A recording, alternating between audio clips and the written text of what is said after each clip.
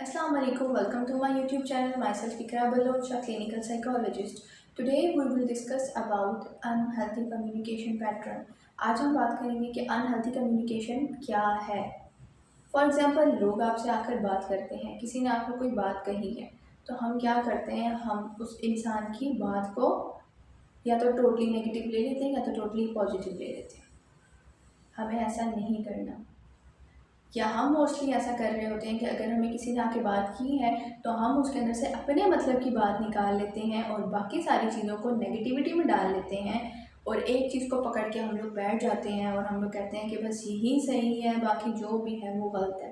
हालांकि ऐसा नहीं होता। और ऐसा करने से क्या है कि आपकी ज़िंदगी और दूसरे इंसान की ज़िंदगी दोनों की नाखुश रहती है, दोनों की लाइफ नेगेटिविटी की तरफ चली जाती है।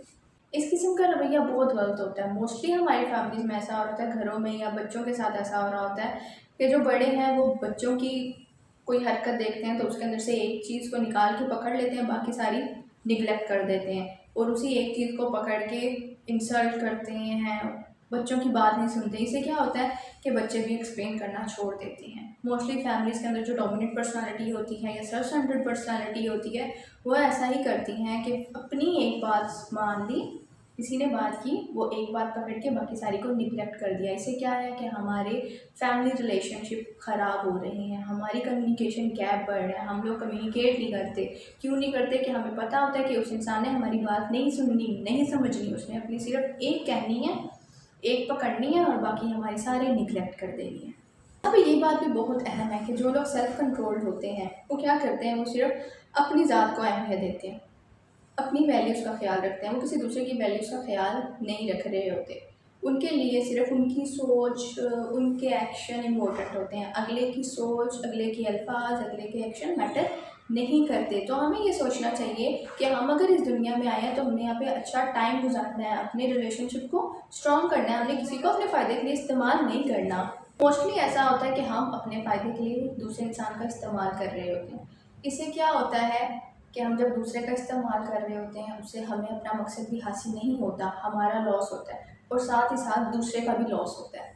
तो फिर ऐसे काम जिसमें आपका भी लॉस हो, दूसरे इंसान का भी लॉस हो, वो क्यों करने? ये बेस्ट है कि हम इन चीज़ों को अवॉइड करें। जो चीज़ें हम अपने लिए पसंद करते हैं, जो चीज़ें हम अपने लिए सोचते हैं कि हमें दुनिया ऐसे समझे, हमारी बात को समझे, हमारे एहसास को समझे, सेम हमें भी चाहिए कि हम भी लोगों को ऐसे ही समझें, हम भी लोगों की फीलिंग्स का ख्याल रखें, हम भी लोगों की बात को अहमियत दें, हम भी लोगों के सोचों को, उनके ख्यालात को प्रायोरिटी दें। अगर मैं चाहती हूँ कि मुझे कोई गलत ना समझे, मेरे पॉइंट ऑफ व्यू का ख्याल रखा जाए, मेरे वर्ड्स की कदर की जाए, तो ऐसे भी लोग भी आपसे एक्सपेक्ट कर रहे होते हैं कि आप भी उनकी कदर करेंगे, आप भी उनकी फीलिंग्स का ख्याल करेंगे, आप भी उनके वर्ड्स का ख्याल करेंगे।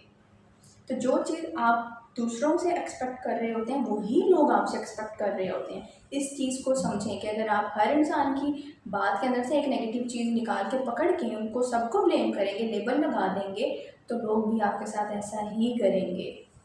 इस तरह से हम खुद को भी वैल्यू दिलवा सकते हैं और दूसरों को भी वैल्यू दे सकते हैं, जब हम ये समझें कि हम यानी मैं और आप लोग, यानी आप और बाकी सब लोग सेम हैं। हमने अपने मकसद के लिए किसी दूसरे को सीढ़ी नहीं बनानी, बल्कि हमने अपनी सीढ़ी खुद बननी है और अपनी सीढ़ी पे कदम रख कर चल कर हमने कामयाबी हासिल करनी है।